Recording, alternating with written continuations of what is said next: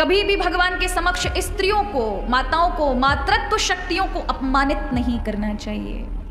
ये भी भगवान के 32 अपराधों में महाअपराध है। यदि आप पद्म पुराण को पढ़ें और हमारे कई शास्त्रों में भगवान विष्णु के 32 अपराध बताए हैं। इन 32 अपराधों के मार्जन के लिए है कि आपको एक चीज हमेशा याद रखना, भगवान के पास जाओ, संतों के पास जाओ, संतों के पास जाओ तो अहंकार का त्याग करके जाओ। भगवान के पास जाओ तो भी अहंकार का त्याग करके जाओ।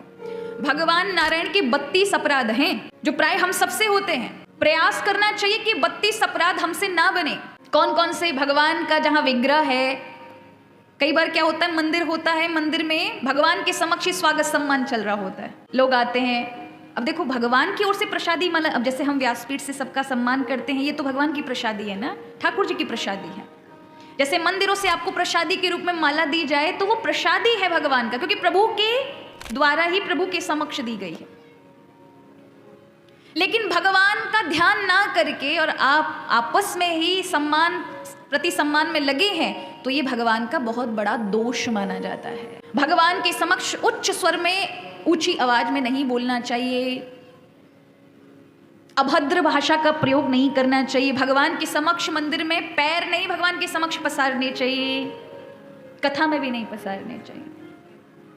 अगर आपके पैरों में मुश्किल है, परेशानी हो रही है तो ऐसे पलट लो, पीछे की ओर, आगे की ओर, अगल बगल, पर कथा के समक्ष नहीं। कथा साक्षात कृष्ण है, ये शब्द ब्रह्म है, ज्ञान ब्रह्म है। भगवान के समक्ष पालकी में नहीं बैठना चाहिए। पालकी मतलब उस जमाने में पालकी, इस जमाने में गाड़ी। भगवान अगर यात्रा चल रही है तो पैदल चलो हो सके, और जब स्वास्थ्य ठीक नहीं है 11 कदम ही चलो, 5 कदम ही चलो, लेकिन चल करके फिर बैठ जाओ, पर प्रभु के उस यात्रा का सम्मान करो।